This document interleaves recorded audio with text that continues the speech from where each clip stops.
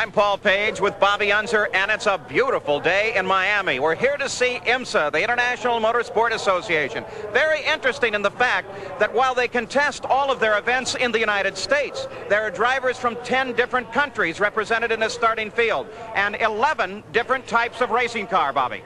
This is what you call a manufacturer's race. We have, in this race, Paul, manufacturers literally from all over the world. Very few aren't here. We also have a real good group of drivers.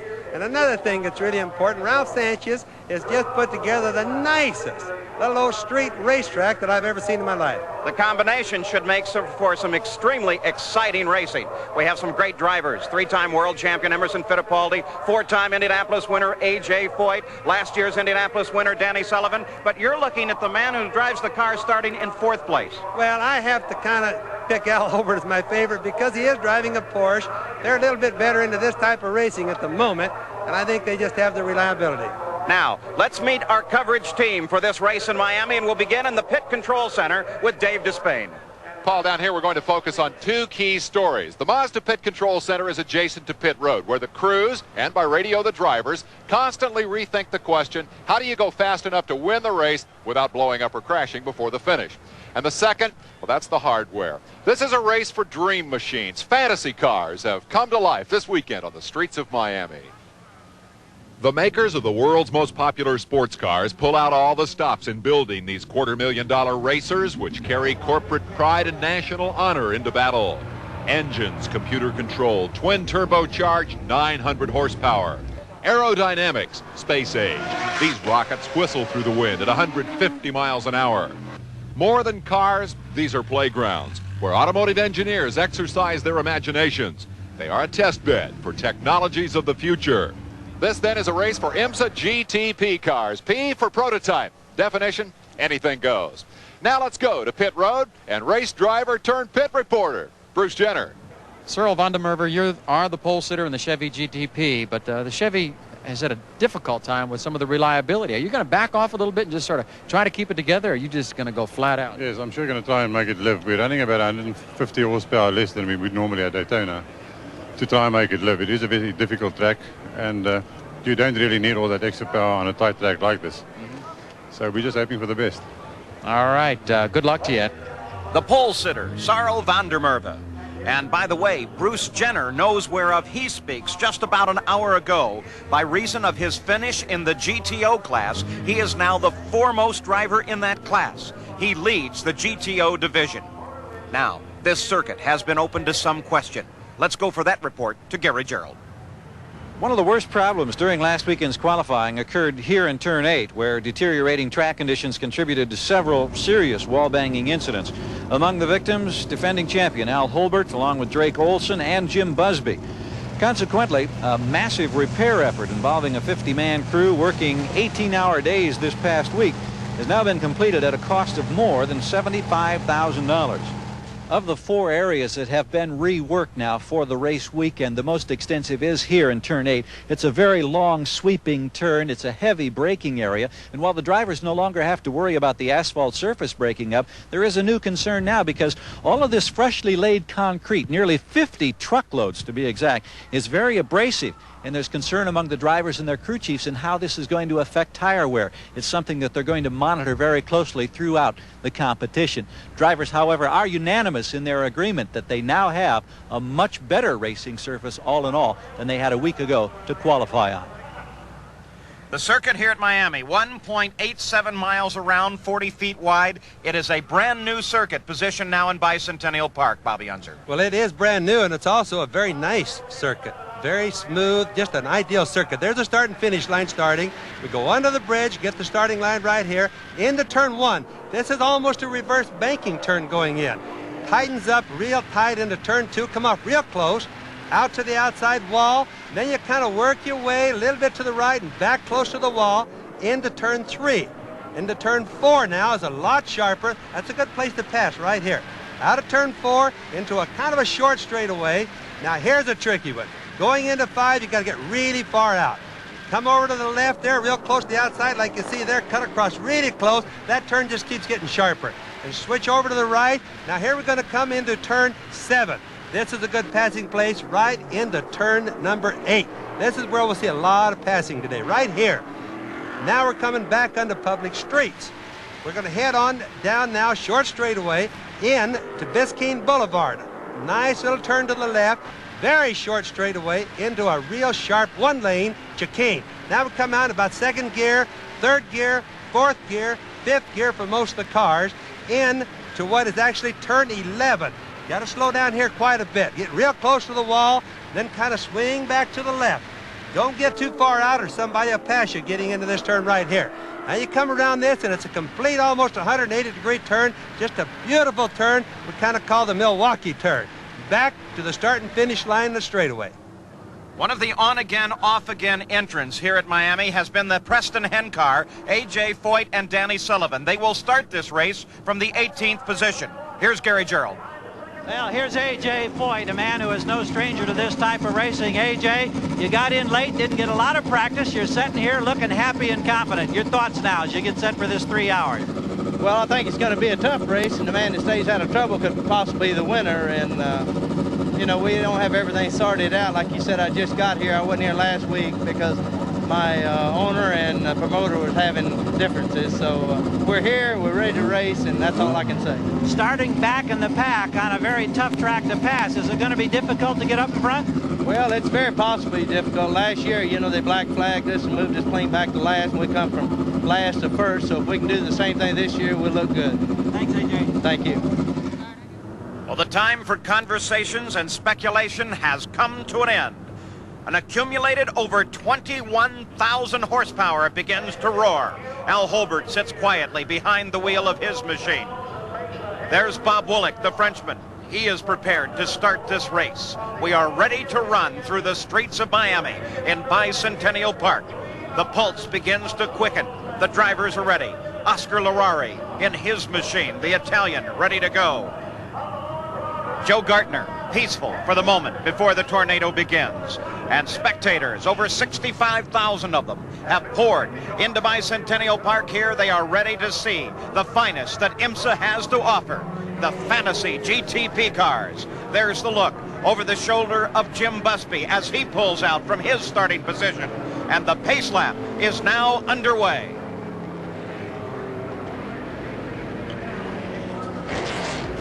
We'll be back for the start of the Lowenbrow Miami Grand Prix right after this.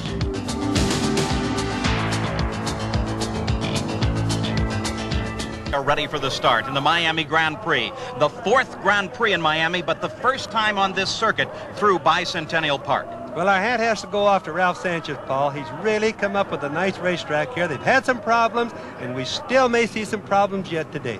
There is some concern about impacts with the walls, though in some places the walls have been moved back. Now, let's take a look at the starting field for this Grand Prix in Miami. On the pole, Sarl van der Merwe, 2 GTP wins in 1984. His co-driver is Doc Bundy, who is starting his first race in '86. And starting alongside him is Joe Gartner. This is his first start in 1986, and his co-driver, Hans Stuck from Germany, 1985 World Endurance Champion. The car was damaged yesterday. They worked all night on it to put it in this field. The second row, on the inside, the Porsche 962 of the Frenchman Bob Woolek, 2-time Daytona 24-hour champion. His co-driver, Paulo Barilla, the 1985 Le Mans champion. And alongside him is Al Holbert, 2-time Miami Grand Prix winner, and his co-driver is Derek Bell, another former winner at Grand Prix, and they're also the 1986 winners from the 24-hour Daytona. The third row on the inside, another Porsche 962, Oscar Larari. He has never won an endurance race. His co-driver is Massimo Sigala. He has never won as well. They're both looking for their first victory. And alongside that Porsche is another Buick, John Paul Jr., 1982 GT champion, and his co-driver is Bob Lobenberg. Bob comes from SCCA fame. The inside of the fourth row is the 07 Mustang Probe. The car will be started by Peter Halsmer with 2 IMSA wins. His co-driver is Lynn St. James. She has 3 IMSA victories and holds 13 world speed records. Alongside them is a Jaguar, a very likely car to possibly win this race. Hurley Haywood starting the race, and his co-driver, Brian Redmond. Both of them very good road racers.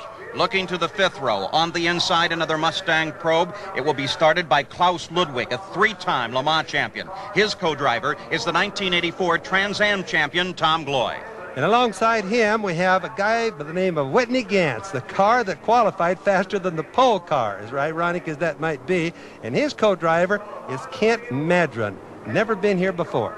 Despite their faster qualifying time, they are back in the field because they did not qualify on the first weekend. Now, as we look at the rest of this starting field, note that in the 6th row is Bob Tullius, many-time SCCA champion, and John Watson, the Formula One driver, now coming over to IMSA. In the 7th row, Emerson Fittipaldi, 3-time world driving champion, co-driving with Bobby Rahal. The 8th row, John Andretti, the reigning USAC midget champion. And back in the 9th row, Danny Sullivan and A.J. Foyt. Between them, they share 5 Indianapolis 500 victories. And of course, Danny Sullivan, the reigning Indianapolis 500 champion. Now, we look at our onboard camera. On board the number 67 Porsche, Jim Busby at the controls. And we have 2 cameras on this car. One to look over his left shoulder and one that can look up at the driver as he maneuvers around this 1.87-mile circuit.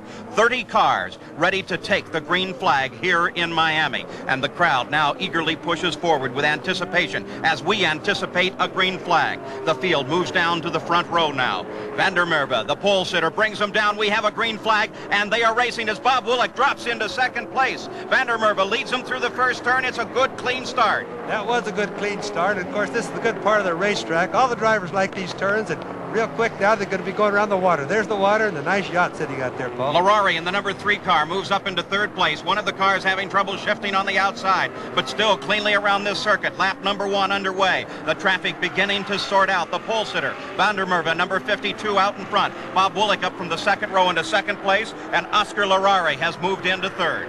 There goes the Jaguar by. The 2 Jaguars were kind of the highly favored cars here because they don't have turbochargers, and they felt that there might be a little bit more reliability in them. That bright red car currently running in 4th place is Joe Gartner. Now, that car was wrecked yesterday. His crew worked all night on the machine, finally getting done at 5:30 this morning. Still some question about how it will handle here in this race. These are actually the first laps they're turning. They had requested that they be able to practice just a little bit, and that request was refused. So we're seeing their first practice laps out of a terrible accident. On Biscayne Boulevard, you're looking at Jim Busby as he fires down that long straightaway, the longest one on this circuit. And you can watch as he reaches down with his right hand to shift this machine. Turns in the corner toward turn number 12. Our onboard cameras, too, on board this number 67 car. Right now he's shifting, and you can watch how much the track is feeding right back to his steering wheel. I think it's kind of interesting to see that. We look at the main straightaway now, coming to the completion of lap number 1. Hauls are down to the inside, into the first turn, passes under the bridge, the 2nd turn, and the leaders just sitting ahead. Now they come along a small waterfront area. On the other side of the palm trees to the side, nothing but water. Back to the leaders. Vandermerve out in front. It is still Willick in 2nd place, Larari in 3rd, and Joe Gartner in 4th. The main thing we're seeing right now is the fact that Chevrolet wants their car out in front. They want Chevrolet to be ahead of the Porsches, and that's kind of an important thing. Of course, the real trick, we've got a car in the pits, the number 83 car. That's Tony Adamowicz. They came in very quick stop. As you can see, they're pushing the car away already. Any speculation, Bobby? Well, they've been having trouble with the car. They had transmission problems, didn't get much practice in, so they might have been in for that just to see if it's all right, kind of like, are there any leaks? One car that may be having just that problem, the 44 car of Bob Tullius, reported leaking some fluid. And here is a car off the course, the number 2 car. Al Leon is driving this machine. He's pulling to the side. The engine is off. That car is dead on the circuit. So here in the first laps, some problems already developing. Well, some of the guys have been having some problems in their practice. A lot of them haven't really had a lot of practice. Whoa, two cars together. Larari got into the back end of Willick there, and Gartner came right in behind him. They're all continuing on, but a really serious moment right at the start. Well, it almost was serious. They doggone sure shedded a little bit of fiberglass right there, but it looks like that they're going to be all right. We look at it one more time. That is Willick on the outside, Larari to the inside. You can see Willick cuts right across him, and Larari gets into the left rear. He really didn't leave Larari very much room there, Paul. It wasn't Larari's fault. Willick just cut a little bit close. You know, you really can't see out of the side of these cars at all. That's another thing that's kind of touchy about it. Theoretically, what you want to do is simply find your position and take it easy in the opening laps of a long-distance race like this.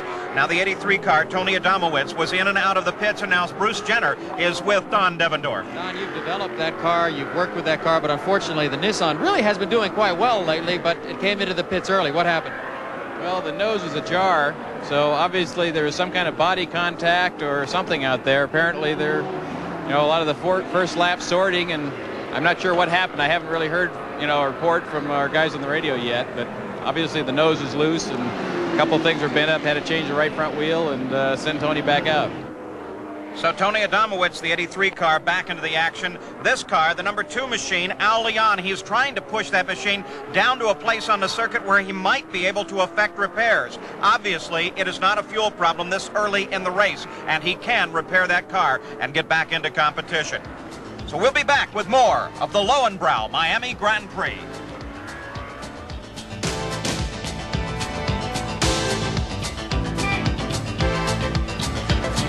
This is Paul Page with Bobby Unser, Gary Gerald, Bruce Jenner, and Dave Despain. Under this yellow, the Group 44 car, the number 44 machine of Bob Tullius, came into the pits for a stop. Now here's the car on the circuit. Take a look at the left rear. That oil is the object of concern. They made some repairs, but it's still uncertain as to the fate of the car. Let's go to those pits and Gary Gerald. Down here in the Jaguar pit, Chip Robinson's alongside. Bob Tullius pulled in. What was the problem, Chip? Well, it seemed like the oil cap for the filler tank popped off, and oil was spraying out of the tank all over the rear of the bodywork. So they came in, they put some more oil in, put a cap back on, and sent them back out. No indication of any problem with another car as far as you or the crew is concerned? No indication. And apparently they're not certain as to what is causing the oil leak as well. So we'll continue to monitor Bob Tullius, who is out back on the course in 20 seconds. Now, let's go to the pit control center. Interesting early strategy among those 4 front runners. That Corvette started up front. They've got so much to prove. Their 3rd straight pole. They need to lead. They need to win. They're right up front. The Aiken, Stuck, and Gardner car with Joe Gardner aboard had dropped back to 4th, tail end of that pack. They had a lot of heavy damage to that car. Worked all night to fix it. They weren't going to try anything true dramatic in the first few laps. The guy on the move is Oscar Larari. If you've ever driven in Rome, you've seen 25,000 of this guy running around the streets. He is 31 years old, an Italian Charger. He drives 24-hour races like they were 100-yard dashes, and this is the guy who's headed for the front, Oscar Larari in car number 3. Yeah, but Dave Despain, Larari's best finish has only been a second. He's looking for a victory. As the green flag is out, Larari drops inside Vandermerve and picks up the lead. Wallach is still sitting in 3rd, and Gardner is in 4th. And that Larari is running a sprint car race the way it looks and not an endurance race. He really did a nice pass. I just think the guy's really hooked up and running hard right now. Vandermerve in the Corvette sits just behind Larari now, and they have well separated themselves from the 3rd place machine of Bob Wallach. But Larari is driving like there's no tomorrow. Paul, if my guess is right, Vandermerve is going to be making a real hard charge to get back into the lead ahead of Larari, and the reason being is Chevrolet hasn't really had too much reliability with this Corvette. They have been having engine problems, and I think that he's going to have to be leading the race if he has no chance of finishing it. Larari makes his turn onto Biscayne Boulevard through the chicane there. He's now running on city streets.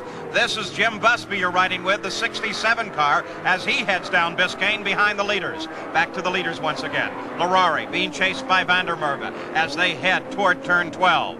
Now, looking upstream, here comes the 3rd place car, Bob Wallach, and there is Joe Gardner right behind him. Still some concern for the 44 car of Bob Tullius. Remember, he was into the pits. They did some work on the car for an oil leak. There's the Tullius machine now right behind Peter Halsmer. He had dropped back to 22nd position and is now moving up ever so slowly with Halsmer just in front. A.J. Foyt, who started this race in 18th place, has moved up and is now running in 12th. So Foyt is on the move as well. This 44 car is slowly moving up, Paul, but he's behind the Ford right now. This is a non-turbocharged Jaguar, the 44 car. And Halsmer cuts a car into the wall, the number 4 car. That's Lou Price. He's heavily damaged to the front. The nose is taken away. That's the nose line up against the barrier. Peter Halsmer was coming around leading Bob Tullius, and Lou Price just in front of them. Now Price continues to sit in the car. The corner workers are moving in. There's the 1st and 2nd one. They try to get the car off the circuit. The car has pulled a lot of dirt up out of the inside of the corner and thrown it across the circuit. Price is apparently able to help now as they get the car over to the side. The car isn't been quite as bad as it looks like it is. Here's a replay of it.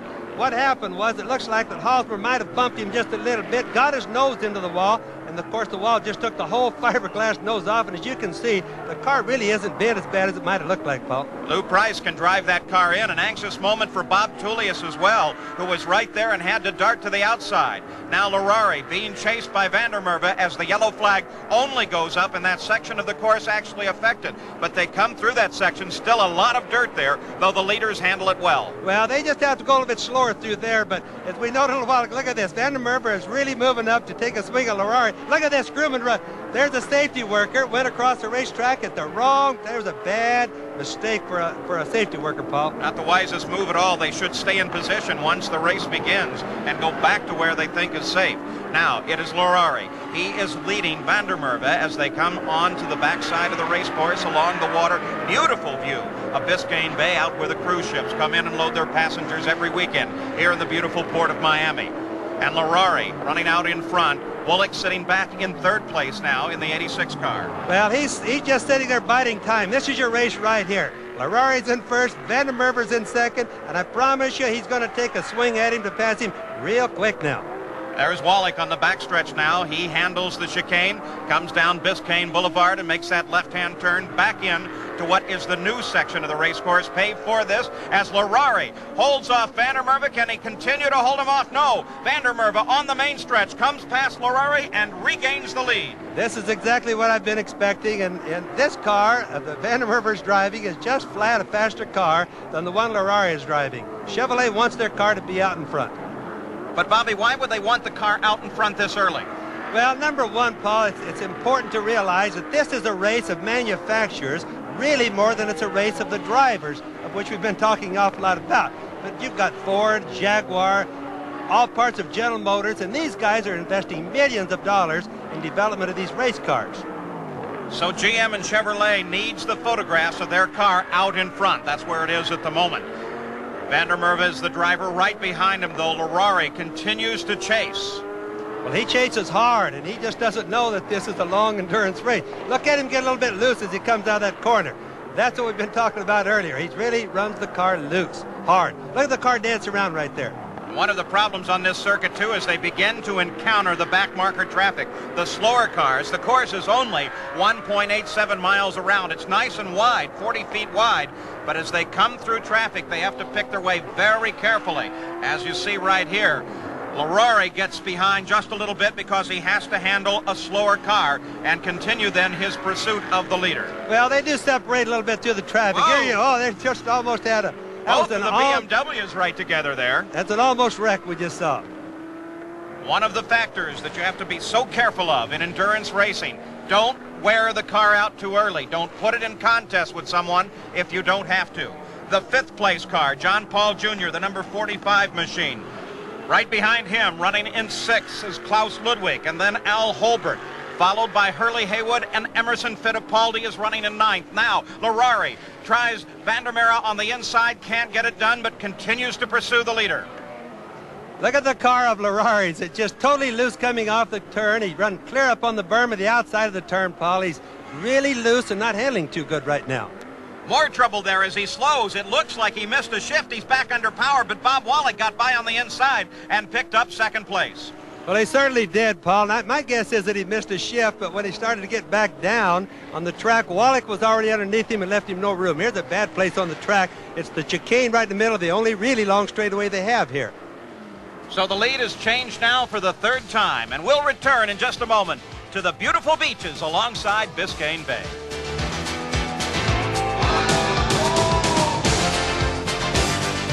The view from above on what normally is Bicentennial Park, but is today a racetrack, as Sarl Vandermerve is leading this race. Bob Wallach is second. Oscar Larari currently sits in third. Bob Tullius, the Group 44 car, the number 44 machine, has been given a black flag. He's been told to come into the pits because he continues to leak oil on the left rear of the race car, and he should be answering that black flag now as he heads toward the 12th turn and the pit entrance. There goes Bob Tullius in. Here's the leader. A lot of times, Paul, when we've been watching the oil on the windshields of these cars, now we know where it's coming from. That number 44 Jaguar. Well, Bob Tullius makes his stop and is back underway. Let's go to the pits and Gary.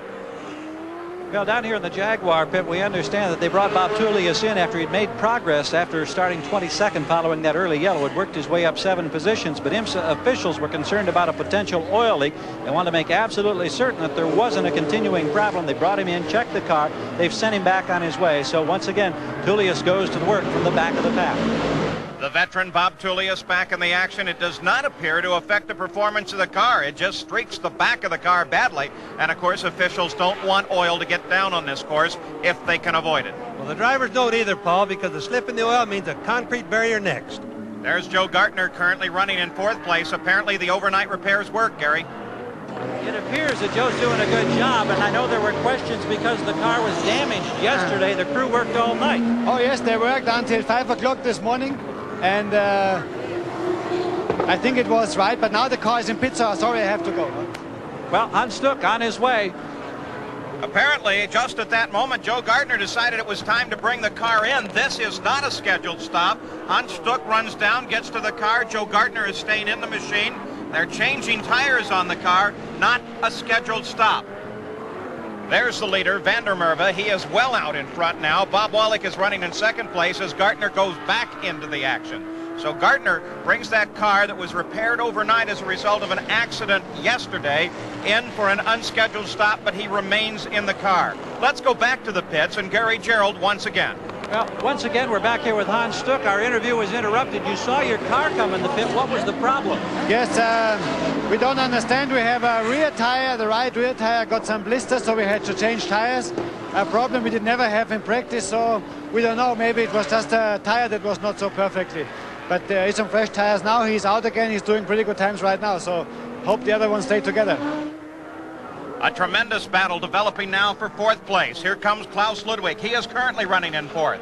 John Paul Jr. is giving chase to him. And right behind John Paul is Al Holbert, and he is followed by the 85 car of Emerson Fittipaldi, the former world driving champion, now racing here in IMSA and in kart. He's sharing his car with Bobby Rahal.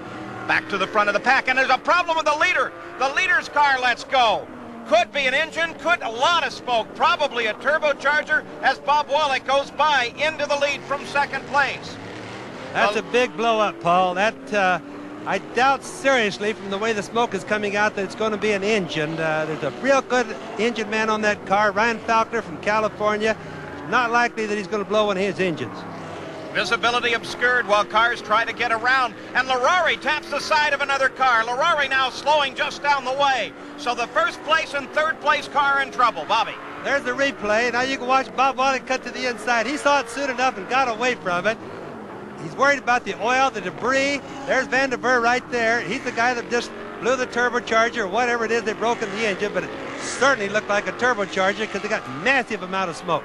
Well, he had a great run going, but he's out now, and this man, Bob Wallach, has taken over the lead. Larari dropped well back after he ricocheted off the side of a car trying to get around Wallach. Here's Jim Busby's view, Bobby. Look at all the oil on the windshield. Sometimes people must wonder, how does a driver see out of it? And really, it isn't quite as bad from a driver's view as the camera is. But that gives you an idea of what comes out of those exhaust pipes when you're chasing in close. As we ride now with Jim Busby, and he maneuvers around this 1.87-mile circuit. Closes in, darts in behind the car in front of him, maneuvers through the corner. Very close competition. Now moves out to come around. Look at this! Busby's in trouble! A quick spin as Busby brings it to a stop on the circuit. Well, it looks to me like our camera car might have bumped Leon just a little bit. Right there, you can just see it happening. And look, neither car really has a bad crash. Now that was really luck. Not good driving, just luck. Fortunately, Peter Halsmer gets around safely. Well, he did, and a deal like that, Paul, with the track being blocked on both sides, it could have been a total blockage of the racetrack. Well, fortunately, he was able to get the car going, and there is Busby back in the action once again. No apparent serious damage to the car after that quick little spin. No, the left front looks good. And here's Tony Adamowicz, a quick little spin on the pit straight. So his 2nd problem of the day. Let's go to Dave Despain. The battle by the various manufacturers to stop the Porsche dominance of this form of race suffers another blow.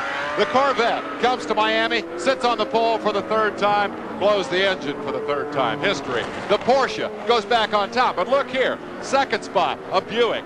3rd spot, a Ford. Here's the Porsche that's won this race twice, and another Chevy. Don't count those GM cars out, down here in 5th spot. Well, here's the current leader, Bob Wallach, in the 86 car. He's managed to avoid trouble. The former leader is now in the pits with Bruce Jenner. Sir, we talked just before the race, and your car, and you were going to run low boost, you were going to take it easy, but still it was still competitive and right out in front. But unfortunately, that engine just let go. It wasn't actually the engine, it was the turbo that went. And, you know, that's just the luck of the draw. Everybody's running the same turbos. Why the hell ours went, I wouldn't know. So a turbocharger takes out the pole sitter and early leader. Wallach is the leader now. A good battle has developed for second place between Klaus Ludwig and John Paul Jr. And Oscar Larari, who was running in the lead early on, is now in the pits to change drivers with Massimo Segala. And Segala now climbing in, fastening down all of the various belts. The crew has looked the car over. They've done everything they can do. This is not a particularly quick driver change. Now the door finally is shut, and Segala is ready to pull away on pit road. That driver change looked to me more like a 24-hour race and not a short endurance race like this one, Paul. Driver change is one of the key factors in this endurance racing. Earlier, Bruce Jenner had a demonstration. One thing that is unique to the IMSA series that you don't see in any other driving series in America, and that is a driver's change. Now, right now, I'm standing out in front of the 711 Mustang Probe with drivers Tom Gloy and Klaus Ludwig, and they're going to demonstrate exactly what happens. And I'll tell you what, guys, we'll time you on this just to see how you do. All right, the driver who's waiting to get in the car opens up the car door. Klaus Ludwig loosens up the shoulder harnesses, puts the belts out on the side so we can get in. Now, all the changes on the car, fuel, change of tires, takes around 25 seconds. The driver change can take more than that if something goes wrong. On a good driver's change, it goes about 25 seconds. They hook up, and we're going to put the timer on that, and Klaus shut the door. Now, that took, 21.78 seconds. Good job, Klaus. I knew you guys could do it. Well, that was practice. The real thing should be coming shortly for Klaus Ludwig as he ducks under some debris in the 11th corner and slows down as he heads for the pit lane. So Klaus Ludwig and that Ford Mustang Probe now coming in for a routine pit stop as the leaders begin to pit on schedule. Under the rules, 5 crew members can come over the wall to service the car. The replacement driver stands by ready. That's Tom Gloy. As they begin now to refuel the machine, a change of tires going on. And Klaus Ludwig should be climbing out. Let's go to the pits and Bruce. Klaus Ludwig was in the car first, and now Tom Gloy jumps in. As they get it down off the jacks, they put 4 tires on. Oh, they want to go back up again. They're looking again at the right rear tire. After it came down off the jacks, they said, wait a second, look at, okay, he likes what he sees. Well, the problem, Paul, is that the right rear man who's waving his hands back there says the tire's not tight. The wheel's got to be tightened when the car's in the air, so they raised it back up again. Well, here's the leader, Bob Wallach, number 86, as the leaders begin to make routine pit stops. John Paul Jr. has moved up into second, and this man, Al Holbert, in number 14, has moved up into third place. Now, Bob Tullius, the Group 44 car, begins to roll on pit road. The stop is on time, but remember, they continue to have this terrible oil problem. Look at it pouring out the side of the car. Gary Gerald.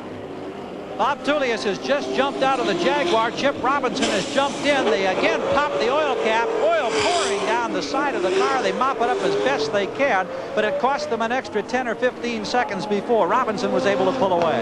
I'd have to say that looks more like an oil well than oil leak. And there's the 44 car being stopped by the marshals before entering the track at turn 1, and that's for safety.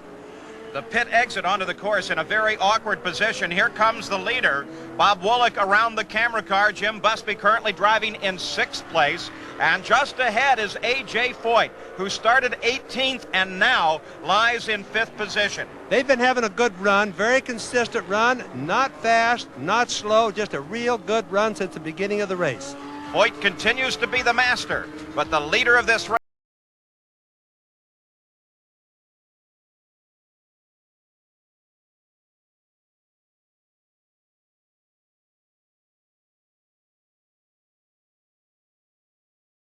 Bruce Jenner, Gary Gerald, and Dave Despain. Bob Wallach is ready to make a pit stop any lap now, as some of the leaders have already been into the pits and made their stops. But here is your leader, the 86 car, Bob Wallach, as he runs very, very smoothly. He comes around Davy Jones in the number 18 BMW, who has just taken over that car from John Andretti. but Wallach has carried his lead well into this race and really has an advantage. Well, he certainly does, Paul, but also he's really looking forward to pit stop because if you notice his windshield, he just almost can't see anymore. It's time to get his windshield clean. So Bob Wallach ready to come in, and a problem here. Davy Jones, the number 18 car, he just came out of the pits. He's obviously hit something. He pulls it to the inside and brings it to a stop, so this car is just not working well at all. He apparently has decided the car won't race. Well, he's obviously bent something on the front end, causing him to park it, and it isn't just body damage. It looks like the wheels have bent a little bit. Young Davy Jones, one of the nicest young drivers you'd ever want to meet. I can remember at Silverstone 2 years ago, he took so much time just to sit and talk and tell me about the circuit. Nice young man. He will definitely go far, but this will not be the day to do it, as the BMW is now out of the race. John Andretti and Davy Jones. We wait now for stops by the leaders. In the pits, the indication is that Bob Wallach should be coming in shortly as we continue to watch the frustration of Davy Jones. And here is the grand champion, A.J. Foyt. He started 18th. He is now 5th. And Danny Sullivan is ready to take over. Down here now, we're standing alongside defending Indy 500 champion Danny Sullivan. How tough is it to stand here and wait? Well, it's very frustrating, but it's part of the deal when you drive long-distance races. Of course, A.J. started at Daytona, and he starts here, so we'll wait our turn. He's doing a good job. I think we're up to about 5th or 6th, and we'll have a go this afternoon. Here's the second place car, John Paul Jr. in for routine pit stop now. They replace fuel, tires, ready to go out once again. That gives second place over to Al Holbert. So this man, the 86 car, Bob Wallach is still the leader. Holbert has moved up into second place, but remember, both of them have yet to make stops. Well, the reason being that they haven't made their stops so far is they probably had their boost on their turbochargers turned down lower. Now, the rules this year say that you can't change it inside the car, or the driver can't change it anymore, but they can change it during a pit stop. My guess is that both Wallach and Holbert left their boost low early on in the race to get better gas mileage, and they'll turn it up during their last pit stop and race to the end. So now here comes John Paul Jr., and John Paul gets tapped, the number 15 car, up together alongside a Collagen. John Paul still has the engine going. Well, actually what happened is John Paul turned into the 15 car. The 15 car had the line right there, Paul. Well, remember, John Paul Jr. was running in second place until he stopped. Let's look at it here, Bobby. There's John Paul Jr. turned right into the 15 car. The 15 guy was well in the lead, or at least had the edge going into a right-hand turn. So I have to call John Paul wrong on that one. Well, it's difficult to tell from that camera angle. It looks like Collagen may have been high on the line. Two other cars get together, the 53 car and the 28 car. That's Fomfor and Boren, as they have both heavy damage to their machines. The yellow flag comes out on this corner. Now it comes out at the start-finish line, so we have a full course yellow. The 28 car spun, and the number 53 just couldn't seem to miss him, and he drove right over the front end. Both of them could have been an almost nothing accident, but then when the 53 car went over his front end, he did plenty of damage. There is Fomfor of El Salvador. As he climbs out of his machine, the corner worker would like him off of the course. He wants to take a look at the damage, see how much it's going to cost him. Now they convince him, let's get out of this traffic, as we have a full course yellow. Well, a full course yellow, Paul, is coming around because there's just too many cars and too much trash on the track, and they're just going to have to clear it. It's also going to make it good for the guys that want to make pit stops now for repairs or whatever. Ideal time for a pit stop, especially by the leaders, as here is A.J. Foyt into the pits now. A.J. jumps out, the four-time Indy 500 champion, replaced now by the defending Indy 500 champion as Danny Sullivan climbs in. Damage to the left front of the car, so it hasn't been a totally clean afternoon for the veteran A.J. Foyt. And, of course, a substantial difference in the size of the two drivers, even the slimmed-down version of A.J. Foyt, who's been on a diet in recent weeks, somewhat larger than Danny Sullivan, who now is in there fastening and snugging down the belts. They're cleaning the windshield, door being closed by A.J., car still up on the jacks as they've made rubber change and topped off with fuel, and now the motor dies. Sullivan sits there and the motor has died, so it's going to be a long stop now as they bring the car down off the jacks and they get ready to fire again. But now the door on the opposite side has been opened. They're looking in around the computer area, and this is going to be a very long, frustrating stop. Now we hear the motor roar to life, and Sullivan gets set to pull away for his first stint here at Miami. So Danny Sullivan takes control of that car. The full course yellow is in effect. A.J. Foyt gives it over to Sullivan. So far, it's had a very nice ride. Let's go to the pits and Gary. AJ, tell us, you weren't happy when you got out of the car. What was the problem? Well, they called me on the pits when we got so many radios, and Preston said, why'd you come in? I said, because y'all called me in the pits. And I discussed it with the other boy, but he didn't have the radio on, so he didn't know really what was going on, and the other crew called me. You weren't really ready to come into the pit then? No, we weren't out of fuel or nothing. We could have stayed out there, but it's a good time because we plan on changing drivers halfway, and so maybe it'll work out fine the way it happened. Lost a few seconds when Danny got in and the motor died. What was the problem there? Somebody hit the switch. Typical mistake by somebody. So you plan to go back in then for the final hour? Oh, I doubt it. It's just an hour and a half left. He's young enough. He can run an hour and a half. All right. Thanks, AJ. Thank you.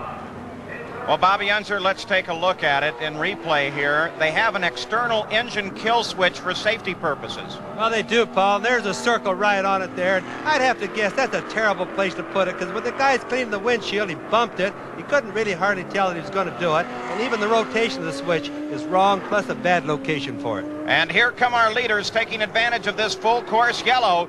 Into the pits now, Bob Woolek. Here's the Frenchman, Bob Woolek, now coming in. The car immediately up on jacks as they prepare for fresh rubber all the way around.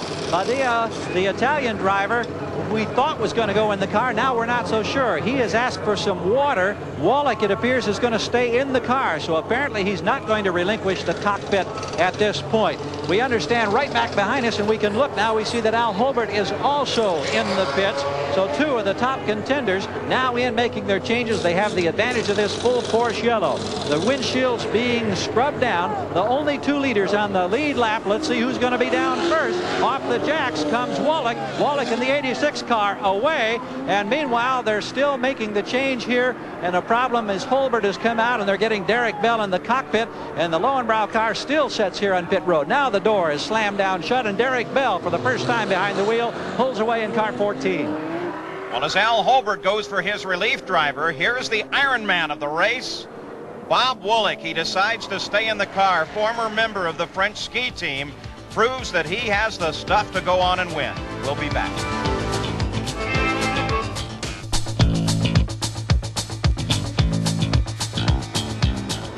We're back in Miami as the course is still being cleared of debris. We are under a full course yellow. The yellow came at a perfect time for the leader, Bob Woolek, who was able to go into the pits, make his stop, and he stayed in the car, continuing on.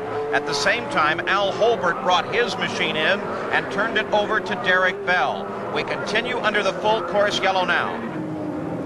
Something kind of interesting right now, Paul, is that Woolek and Al Holbert have been driving very similar type of races, meaning they've been taking care of their cars, staying out of trouble, and yet staying up near the front.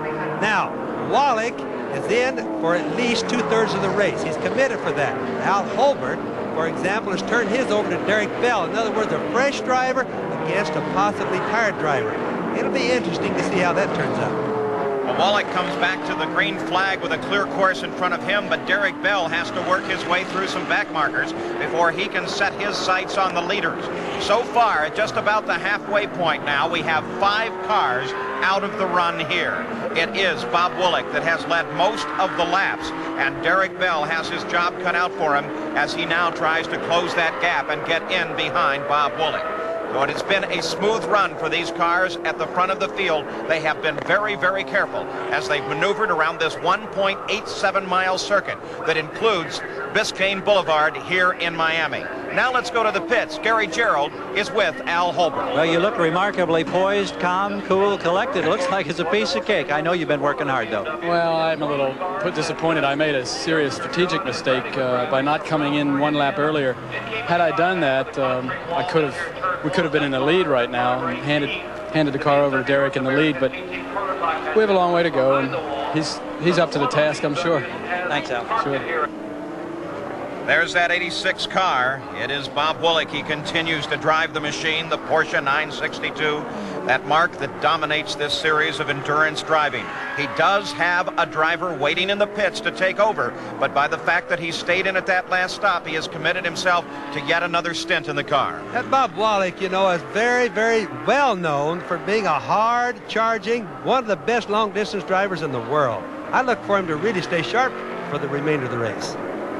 Here's Jim Busby in that number 67 car. John Paul Jr. is right behind him on the circuit.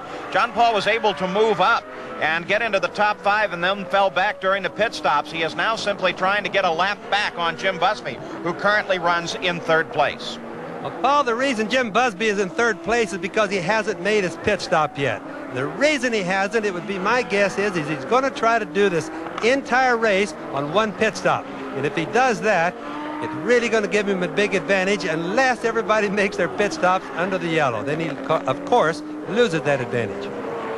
Well, earlier in the week, Gary Gerald had the opportunity to spend time with this professional race driver who is also an avid fisherman. Yeah, he's coming up now. Here he comes. I just thumbed that line just a little bit. Oh, yeah. Ah, she's gone. See there, I'm not talking about your Jim, I know that racing has really been your entire life, but in just the short time that we've been out here on the water, I get the feeling that there's something special about the opportunity to get out here, to get away, to do some serious fishing. To me, this is absolutely terrific. You're looking at a very high-performance machine here in this boat, and yet we're out here sort of doing something that man's probably done since the beginning of time, looking for fish. And that, to me, is very exciting, and it's sort of an unknown thing, and there's the challenge in it, just like there is in racing, and yet we're dealing with high-performance machinery. What's the biggest fish you've ever caught? Well, the biggest fish I've actually ever boated is on the West Coast, and it's a big fish for the West Coast, 145-pound striped marlin.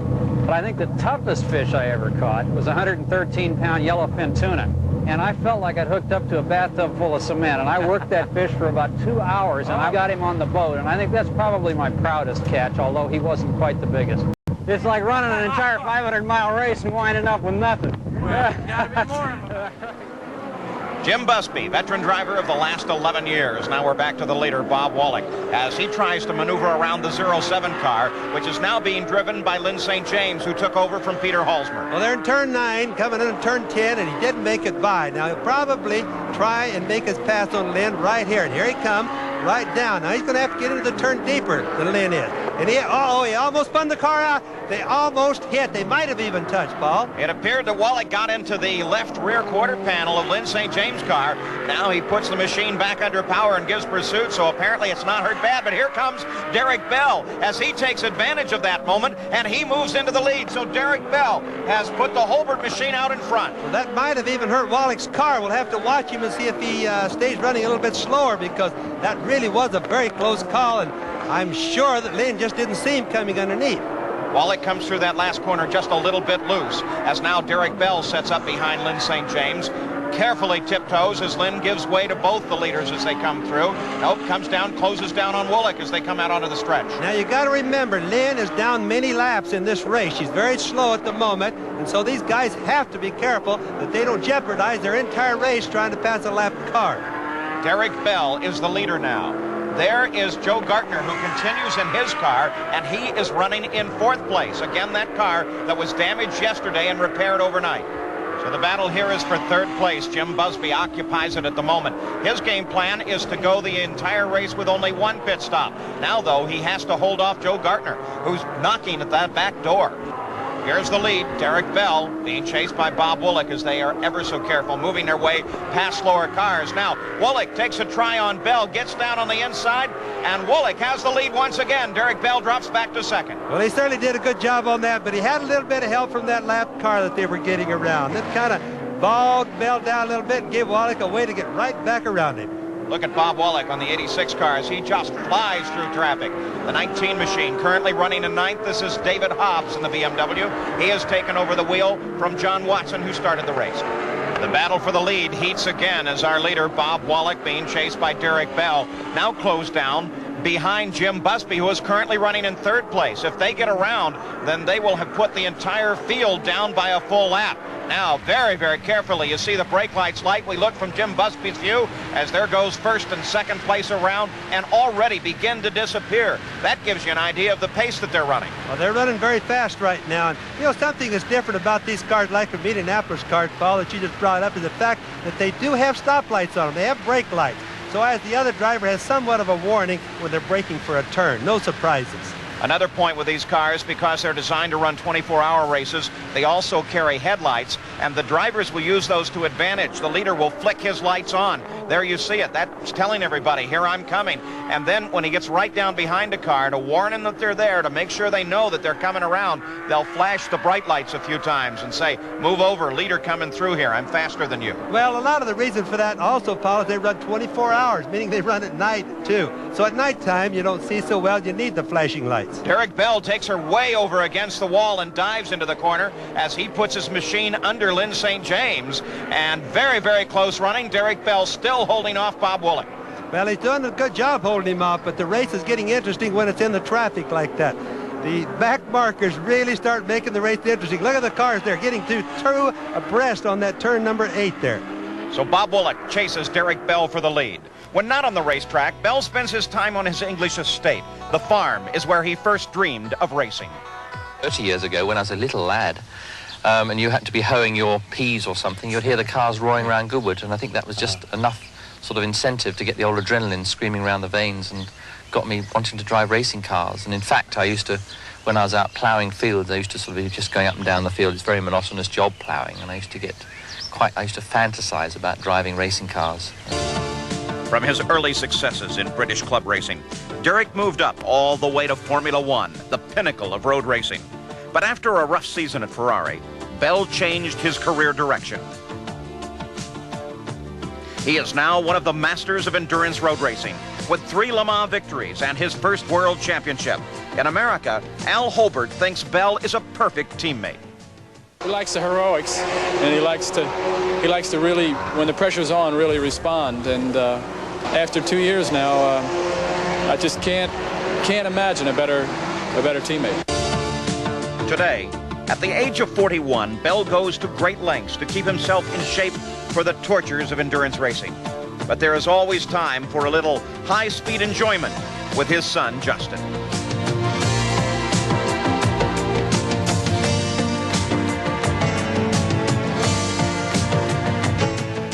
Derek Bell, the master of endurance racing, and he currently leads. Bob Willick runs in second place. We'll return to the beautiful city of Miami, Florida, as more of the Lowenbrow Miami Grand Prix continues.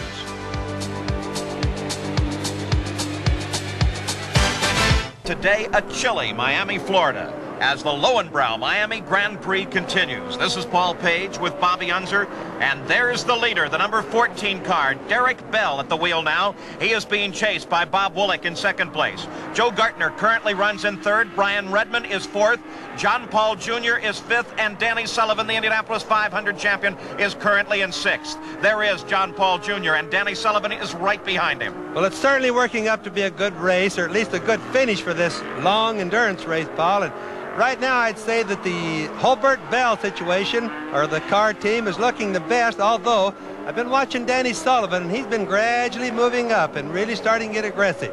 Whoop, car into the barrier. That's number 67. That's our camera car. Brass driving it right now. I didn't see what happened, but looks like he hit the wall a little bit. 4-year veteran Darren Bransfield has taken over for Jim Busby. Here he comes through the first turn, cocks her into the second, and just gets her in a little too deep. He just flat lost it all by himself. I don't think he had any help except for all the oil on the racetrack. It's very slippery out there. Car is back right against the barrier. No apparent damage, but the corner workers would like to get it off the circuit. There's the over-the-shoulder shot as the gate goes up, and the day is over for Darren Bransfield. Back to the leader. Well, there's Derek Bell just chugging along, and really he's not just chugging. He's going very fast. There's the number 5 car leaving the pits right now after a pit stop, and I don't know if that was scheduled or unscheduled, Paul. Joe Gartner was in the car running in third place. They've now put Hans Stuck into the car as they come back onto the circuit, but they've relinquished that third place position. Well, they've been competitive all day. Remember, again, this is the car that they had a wreck just the day before the race and rebuilt it all night long, and they've certainly been looking good all day. There's Brian Redmond as a result of that stop. He has inherited third position, so Redmond moves forward, as does John Paul Jr. and Danny Sullivan.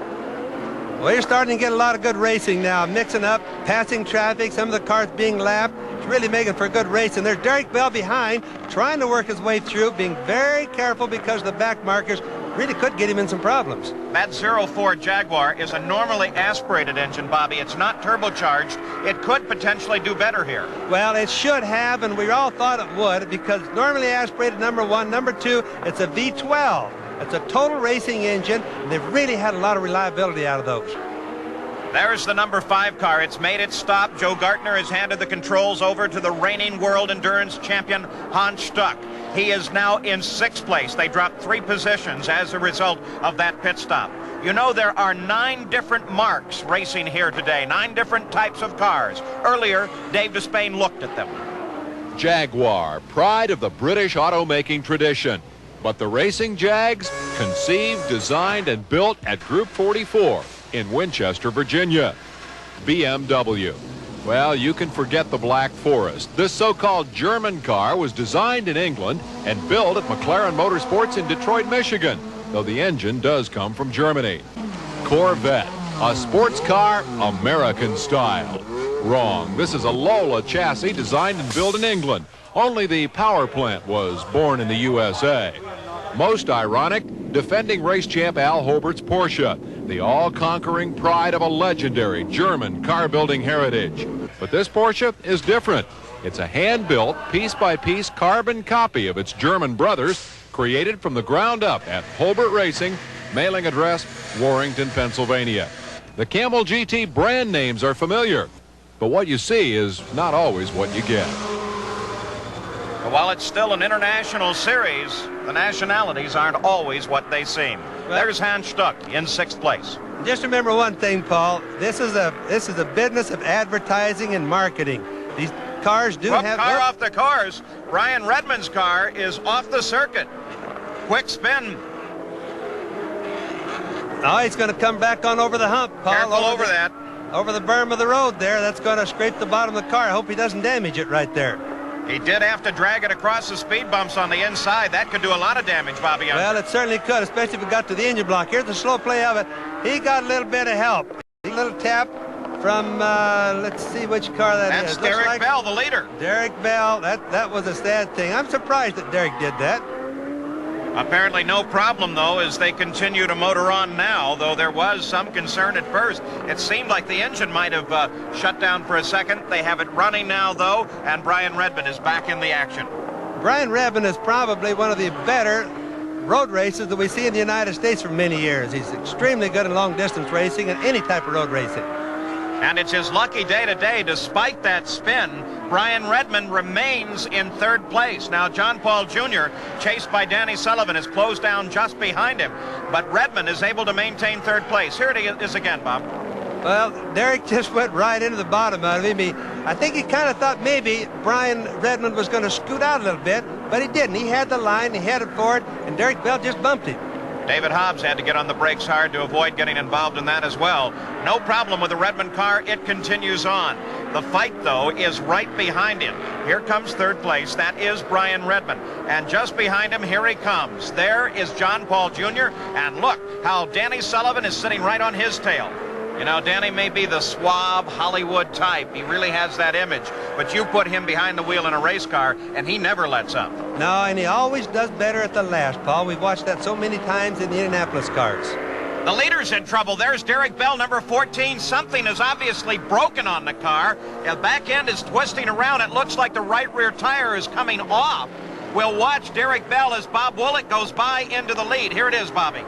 Well, he bumped him with the right rear, and it looks like they got together again. So it's a double hitter that he got, and it's obviously broken something in the right rear. And my guess is probably one of the lower radius rods are broken on the upright on the right rear. You can watch it. Look at the right rear go in and out. You can watch it on the television screen there. Bell got together with Randy Lanier and has caused serious damage to the right rear upright, the whole hub carrier and suspension assembly on the right rear of the car. Actually a dangerous situation.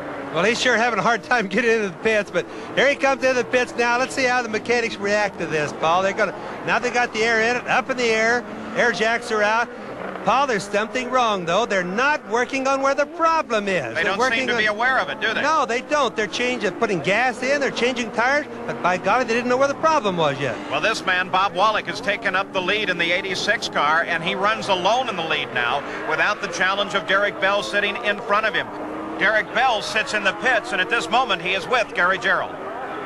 Tell us what about the problem that put you in the pits for so long. Well, I was coming out of turn 3 and 4, the double left-hander, and I was behind a slower car, and he was obviously trying hard, and so as he drifted out of the corner to the exit, I went down the inside of him in acceleration and was out accelerating up to turn 5.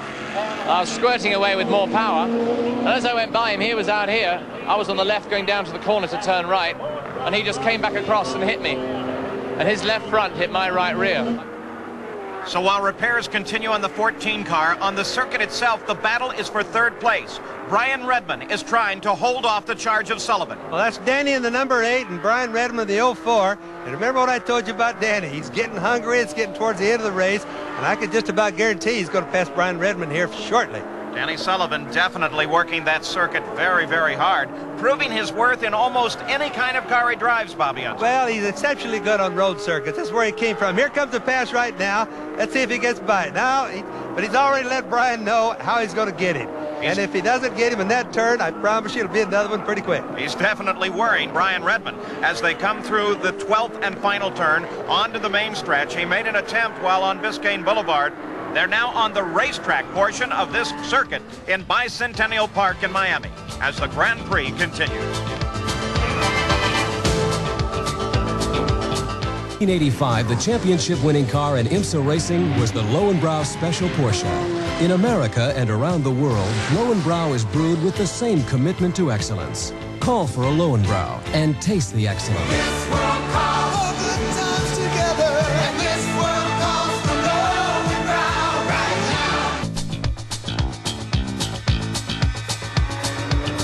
now. This race has been very hard on front runners. The pole-sitting Corvette of Cyril van der Merwe broke the while leading. John Paul had the Buick March up into second spot. They lost a wheel after a pit stop, went down into the field, and have now worked their way back up to third, make that second, because the Holbert Bell team have been clipped on the course, and they fall off the leaderboard while running up front. Bob Wallach and Paolo Barilla, who has not yet been in the car, now have a lap on Paul and Lobenberg and the Redmond Haywood entry running second and third. The key question is pit stops. And a second question, Dave Despain, is Bob Woollach's physical condition. He must be very tired by now. He is the leader of the race. You can see that the 14 car, Al Holbert now at the wheel, has completed their repairs to the right rear. It is back running at speed and running very, very fast, but it is in 9th place and a lot of time to make up to be able to move back to the front. Well, he is, but you brought up about about Wallach being tired, Paul. I guarantee it, that guy is in really super physical shape because he's going to run at least 2/3 of this race, and we're not even sure he's going to change drivers the next time in the pits. But I'll guarantee you one thing, he even looks a little bit tired on the track. Bobby Unser, you drove a race here just a few hours ago. How tiring a circuit is it? This track is really tiring because, as you notice, you never quit turning. There are no straightaways to relax, Paul, and it's just a plain tiring course. It works you all the time. Even more evidence that Bob Woollach is the Iron Man of the day here at Miami. As now, there goes Al Holbert. Just an apprehensive moment there as he ducks inside with Bob Woollach heading to the pits now. So Woollach in for a pit stop and what we assume will be a driver change. His backup driver is waiting by, his co-driver. That's Paolo Barilla as he opens the door to the car, and they are ready to make a change while they refuel the car. And they're making it. They're making the change. He's finally got tired admitting it, I guess. Well, the Woollach Porsche makes its stop. Barilla is ready to climb in. Gary Gerald. Well, Bob Woollach, who's had an Ironman's performance all afternoon, finally coming out of the car, turning it over now to his co-driver, the young Italian, who steps in. The car comes down off the jack. The door yet to close. They have been up here at the front all day long, and finally now, Paolo Barilla from Italy burns away in his first opportunity to get on the course here at Miami. Barilla, 1985 Le Mans winner, onto the race circuit. He slows coming around the corner that leads onto the course, gets the green light, and goes back into the action and continues as the leader. In the meantime, a very tired Bob Woollach now gets an opportunity for a little rest and relaxation to watch his compatriot. Let's go back to the pits. Bob, obviously a very long afternoon. You put in 2 tough hours behind the wheel, but you look pretty fresh. You did a fine job. Well, I'm tired. Maybe I look fresh, but inside I'm really tired. This is a very demanding race course, isn't it? It is very demanding because you don't have any seconds to relax. You know, everywhere you have to be very cautious, and not only the track being very difficult, but also the traffic being very bad. You know? You know, Paul, as we look at Bob Wallach, we notice he's really not a very big man, so he has to have a tremendous amount of stamina to do what he's done today. Watching a very tall man here, John Paul Jr., over 6 feet, but the car is slowing on the circuit. John Paul was in second place. Serious problem now. Well, he's obviously got serious problems. John Paul Jr. just doesn't run that slow without serious problems. The car rolls to a stop. It appears to still be under power, but John Paul giving way now, who has had a good day, moved up to second place, really had to battle his heart out to get up there. Now the car appears to have failed him. Well, that's really kind of a shame now. He's lasted well over 80 laps into this race, and to have a failure now is just really kind of a sad thing. He's such a nice person, too. John Paul, the 1982 GT champion, the winner of the 1983 Michigan 500 and 12 IMSA victories, now sits by the edge of the course. And as a result, this becomes the battle for second place as Danny Sullivan has moved around Brian Redmond and holds second. Well, that was a tremendous pass that Danny made. He just really comes on strong at the end of the race, and this could make Danny now a potential winner. We're getting near the end of the race, and he's really coming on strong. Danny Sullivan has set sights on the leader. Paulo Barilla is driving the car that Bob Wallach handled so well for so long, and Brian Redmond has dropped back to third. Now, a nice thing to remember right here is that Barilla has to be very, very careful. Wallach has done such a nice job all day, put the car where it was. Barilla's going to have to be careful not to get in trouble with back markers. We have had some drivers who have come in at the mid-course of the race, not really calculate the condition of the surface well, make mistakes and get the car into the barriers. Barilla will have to be very careful, but of course he's very experienced at that. Well, he is, but he doesn't really know how much oil is on the track. But when they're changing drivers, very often they just tell each other, hey, there's a lot of oil, be careful in certain turns. Now for what should be his final stop of the race, Danny Sullivan brings the Preston Hen machine into the pits. The crew goes into routine service. A.J. Foyt has already left the track after giving the car a good ride. Let's go to the pits. Gary Gerald is right there. Danny Sullivan has just come in now to make an unscheduled stop here in the Preston Hen Porsche. They're holding him. The engine's still running. We see some fumes, some vapor coming from the right front of the car. They've completed the refueling. Everything now appears to be routine as Sullivan gets back on course. Well, you heard Gary's call, not a routine stop. Apparently some consideration to make it as Danny Sullivan comes back out on the circuit, and as he comes onto the course, he joins in fourth place, so he has lost 2 positions now as he comes back in, and he's going to have to work that car very hard as some smoke appears at the back. Well, he's been smoking since he's been driving the car, and I really don't know what the problem is, but I guess that's what they came in for, Paul. So Danny Sullivan back on the circuit in fourth place. As a result of the stop, Brian Redmond has moved up into second behind Barilla. There's Barilla, the 86 car, and he is currently the leader. Well, he's not only the leader, he's looking very good, but cost Danny a little bit. That stop is really could, or I shouldn't say it did, but it could hurt him real bad. Fresh driver, reasonably fresh car, that number 86 machine, the Porsche 962. Barilla is at the wheel now, and they have been running smoothly throughout the day here. The real question is the Jaguar. Now, it made a stop. There it is, Brian Redmond's 04 car, just before what would be the halfway point during the last full course yellow. The intention of the Group 44 Jaguar team is to go the full distance on one stop. The question is now, can they do it? Here is Hans Stuck. He is now riding in third place in the 5 car. Well, he's still competitive, and he's still a potential winner, very much so. The car's really been working good. So the race continues here in beautiful Miami. Head south the MacArthur Causeway here in Miami. I'm Paul Page with Bobby Unser, Gary Gerald, Bruce Jenner, and Dave Despain. The Grand Prix of Miami is on and continues. Our leader at the moment is Paulo Barilla.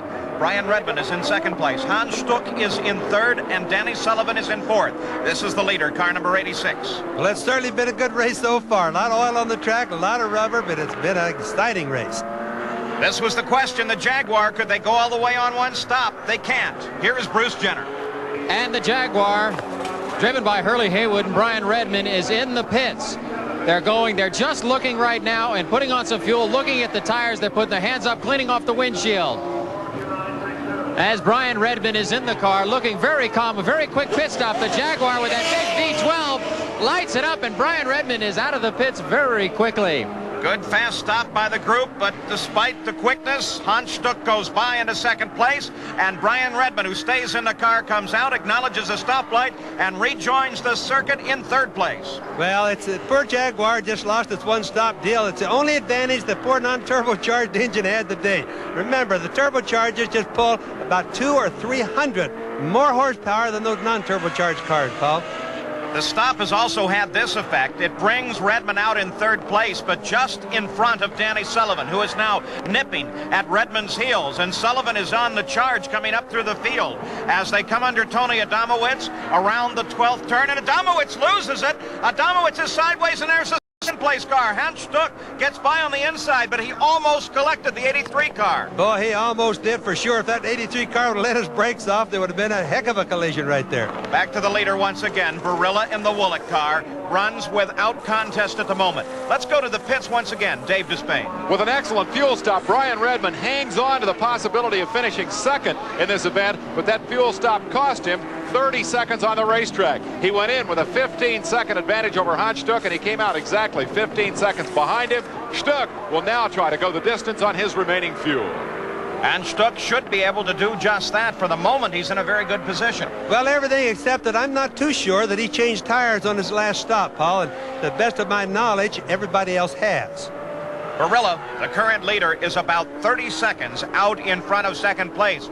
But Bobby Unser, we have had a watch on Danny Sullivan. He is turning laps at 1:17.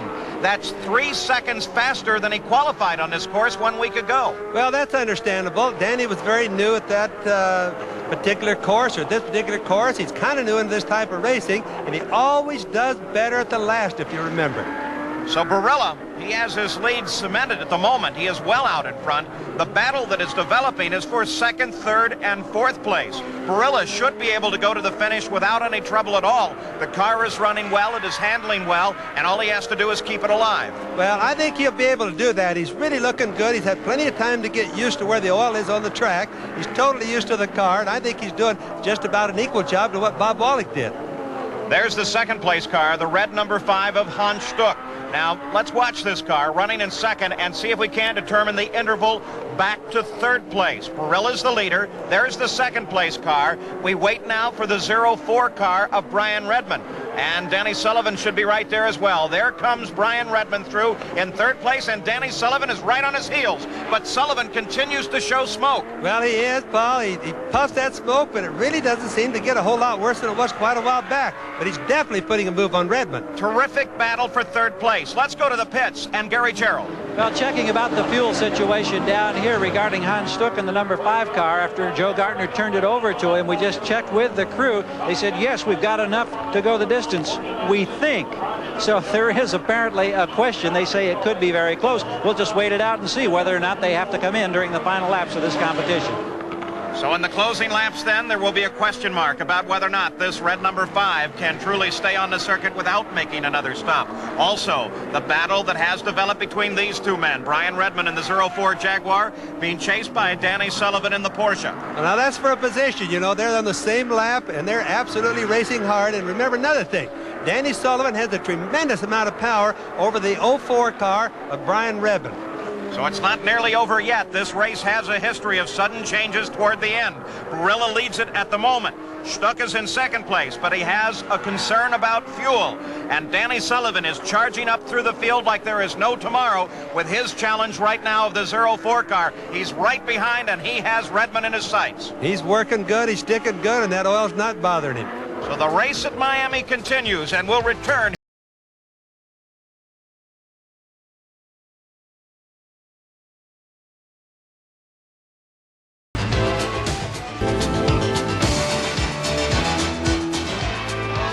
We're back in Miami, the Grand Prix. This is Paul Page with Bobby Unser, Gary Gerald, Bruce Jenner, and Dave Despain.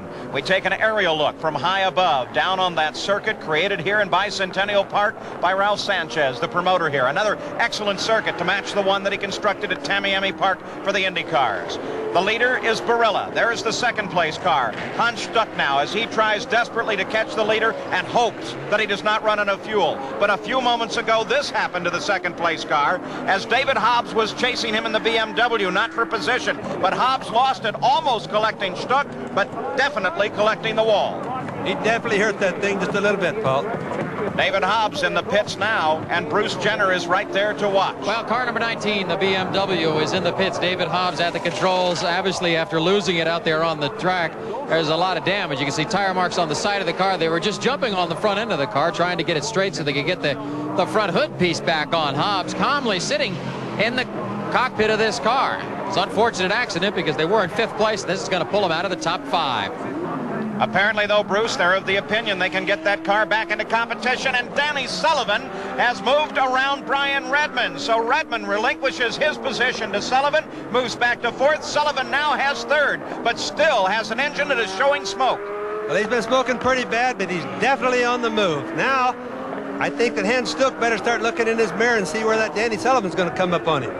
Brian Redmond in the Jaguar Hope has moved back yet another position. The Porsches dominate the front positions now, and Danny Sullivan is really on the fly. You notice how the cars get loose coming off the corners, Paul? That's from all the excessive oil that's been spilt on the racetrack that we've been talking about. So there is the 04 car falling backwards through the field, more because Danny Sullivan is really pouring on the power. Well, he's pouring on the power, but we're really watching that oil. He's smoking pretty bad. Every time he gets a lot of power into the engine, it starts puffing out smoke, which obviously looks like maybe the engine might break. So the factors to consider here at the moment, as Danny Sullivan very, very close in alongside the 33 car.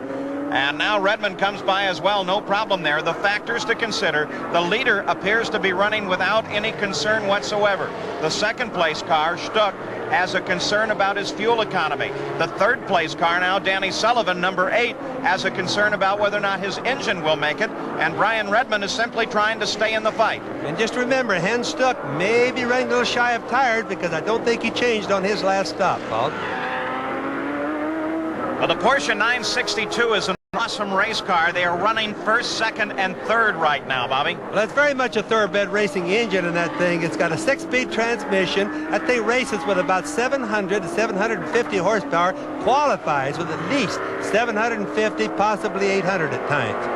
The interesting thing as we watch the second place car of Hans Stuck, it's a Porsche 962, is that it's very cool, unseasonably cool here in Miami. That has to be helping the turbos in the Porsche. Well, it very definitely does. Of course, it helps all race cars to run in cool weather, but more the turbocharged engines. They have to cool all of that pressure that they put in their engine via an intercooler.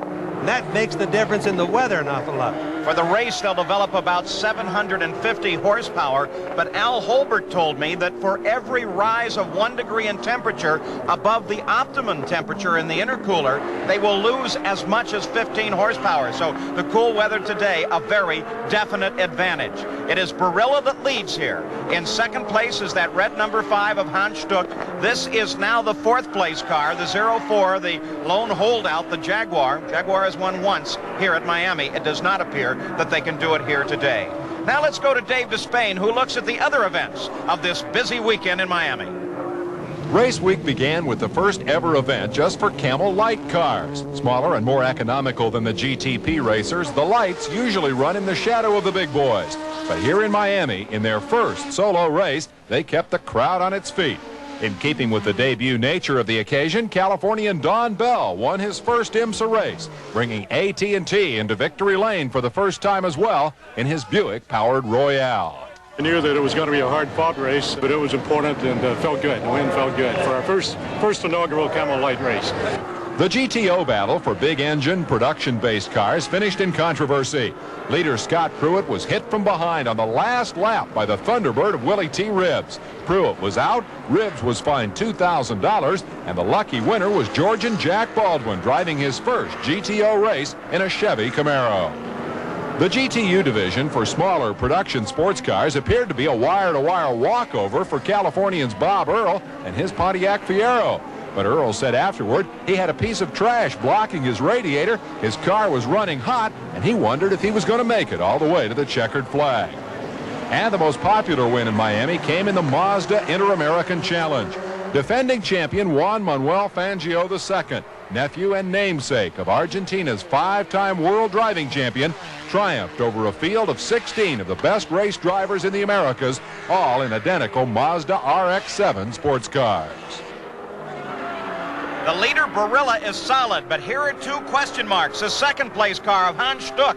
Does he have enough fuel to make it to the end? And there goes Danny Sullivan. He is on the charge. Watch Danny. He continues to pump blue smoke at the back of the car. Well, he does, but he sees Hans Stuck right in his sights right now, and Danny's running hard. He's really going to make a run at him for the last part of this race. Sullivan's come too far to let up now as he gives pursuit to the second place car. Will return to Miami.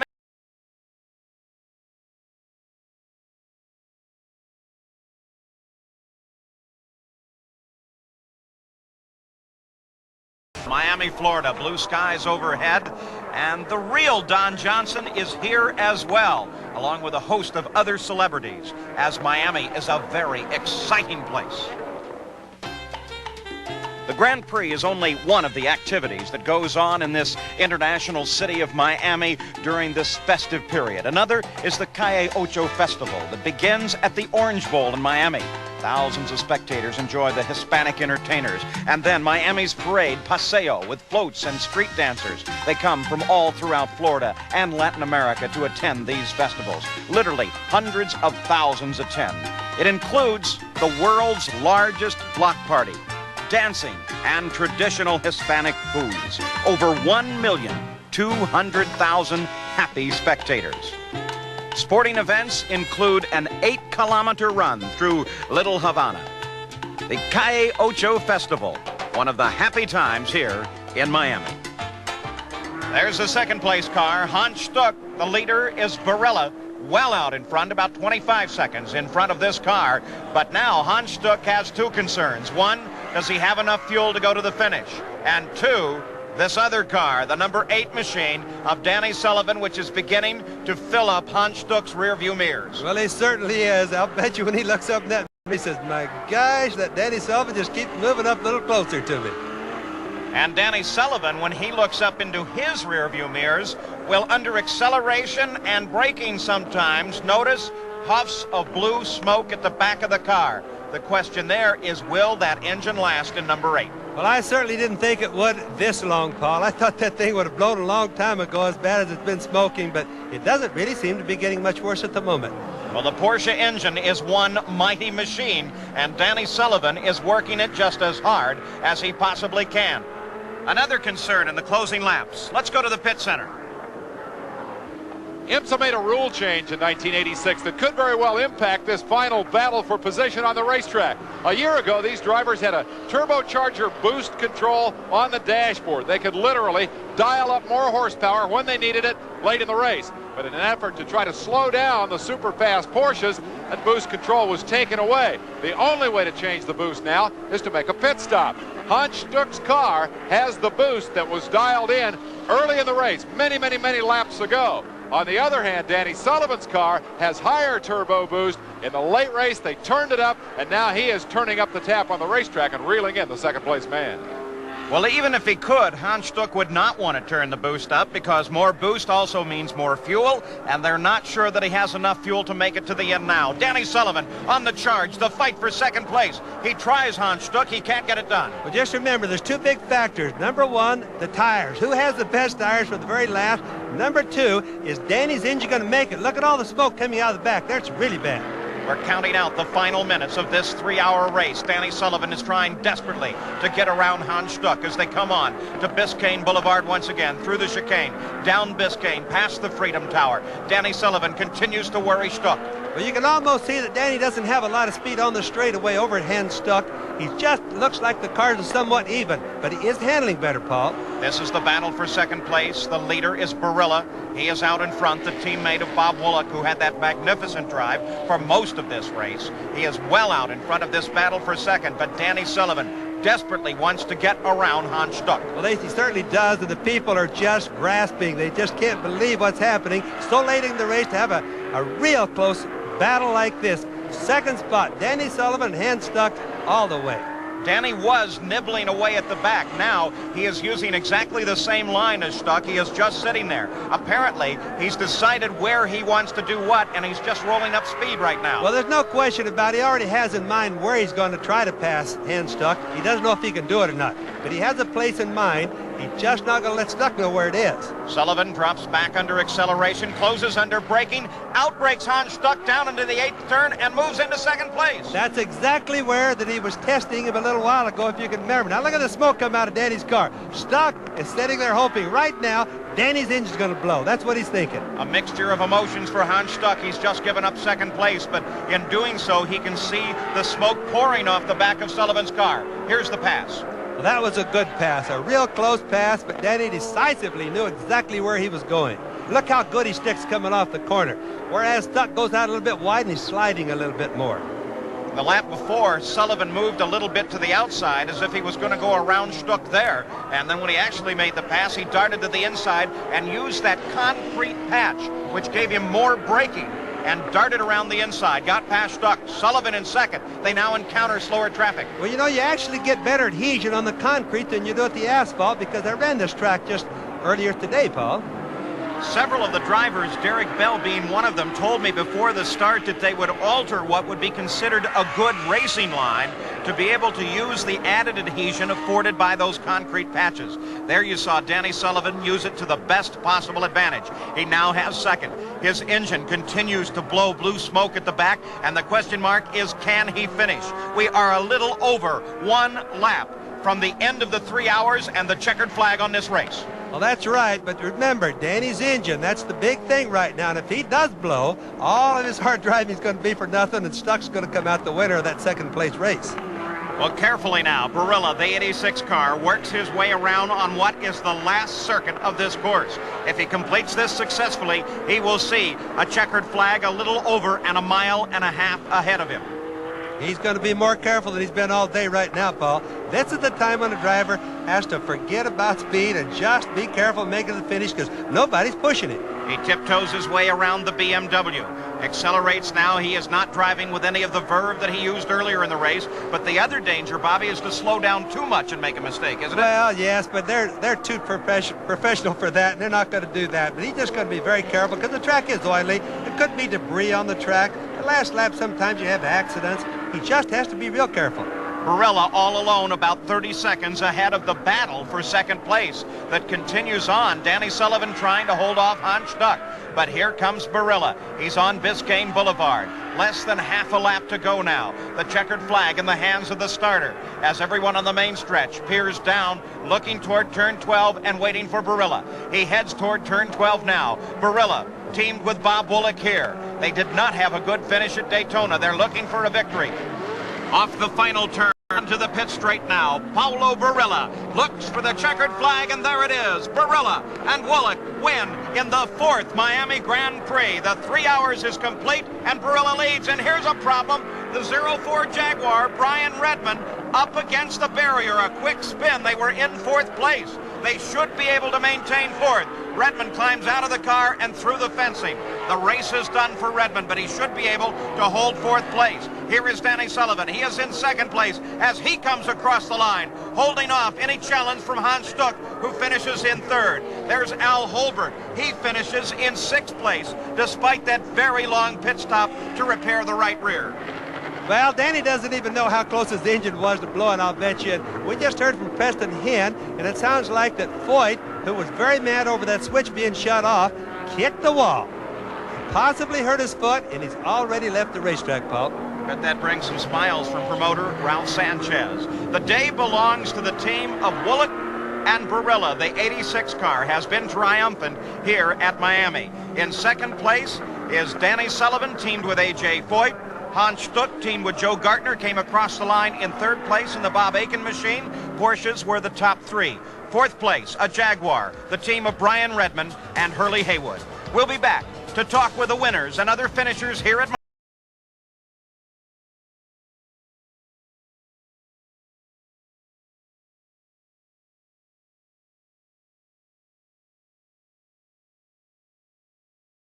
Off. In 1985, the championship-winning car in IMSA racing was the Lowenbrau Special Porsche. In America and around the world, Lowenbrau is brewed with the same commitment to excellence. Call for a Lowenbrau and taste the excellence. This world calls for good times together, and this world calls for Lowenbrau right now. The day is done here in Miami. For the 4th time, the Grand Prix has been run, and those that watch from boats and yachts alongside the shore can now head home. The race has been won by the team of Woolek and Barilla, now $56,500 richer. Let's go to the winner's platform and Gary Gerald. Paulo, congratulations. You've only been racing in this country. This is the 2nd time. Tough luck at Daytona. Here you are, a winner. It's got to be a tremendous feeling. Yeah, in Daytona, I've been not very lucky. And the car was good here, everything went wrong, but I have to say thanks to Bob because he won the race. I just kept his race in a gold plate and bring it to the finish line. Bob Woolek did a tremendous job. He went 2 hours, left you the final hour. Any problems in that final hour? No, any problem. We had just to control the 2nd place car, but the tremendous job was Bob. And so I have to thank him. Well, we congratulate you. I know Bob Woolek will be here shortly to congratulate you. It was a great effort. Thank you. So Bob Woolek and Paulo Barilla win this race. In 2nd place with a terrific run, Danny Sullivan and A.J. Foyt. Sullivan, despite the fact his engine was going away, powers past Hans Stuck and into 2nd place, and he is now with Bruce Jenner. Bruce? You know, this is starting off as a good year. You had a good finish at Daytona. You come in here in the IMSA Series. You know, you take 2nd place with a great drive right at the end. The kart season still to come. This could be a great year for you. Well, I hope so. The only person that started off the season better was my teammate, Al Unser. He won the IROC race, so we're going strong. But I owe a lot to Preston, all the guys. You know, they prepared the car, and we bitched and moaned at them. AJ and I were on their case. But give them credit, you know, it held in there. And I give a big vote of thanks to AJ because he helped me along. First time I've driven this car, he helped me to show me how to win at Daytona. And he told me what to do here. And you know, the old master's got it in him. You were running 3 seconds faster there at the end than you did when you qualified. Well, they finally let me drive the car, you know. 2 laps yesterday. No, but it worked out good. I mean, it just went to show that qualifying wasn't that important. But this is one of those races we needed another, 20 minutes. Yeah, well, you did very, very well. Congratulations. Preston, let's get you in here. Congratulations to you. You know, all the controversy, will this car be here? Well, it won't be here. You know, it was in the media for the last couple of weeks. You got here. Real good finish coming in 2nd place. Real happy. The fat lady sung a little too soon for us, but overall it was good, except AJ got hurt after he got out of the car. He was mad at the slow pit stop and kicked the concrete wall. But other than that, it was a good day. Well, if that's the only injury on the team, you're doing okay. Congratulations to you. Okay, thank you. Danny Sullivan finishes in 2nd place. Foyt lips away. $27,000 richer. 3rd place, Hans Stuck and Joe Gartner, the Aiken car, $26,000. Brian Redmond and Hurley Haywood in 4th. In 5th, Klaus Ludwig and Tom Gloy in the Ford Mustang Probe. Of the top 10, 5 of them were Porsches, 1 a Jaguar, 2 the Mustang Probes, 1 BMW, and 1 Nissan. A good day here at Miami, Bobby Unser. Oh, it's been more than a good day. It's been a tremendous race. One of the best long-distance races we've ever seen. We've seen a lot of different leaders, and we've certainly seen one of the nicest 2nd place races that we've ever seen for a long-distance race. I'd say it's been successful. Congratulations to the winning team of Bob Woolek and Paulo Barilla as IMSA proves that they're an exciting, vital series. This is Paul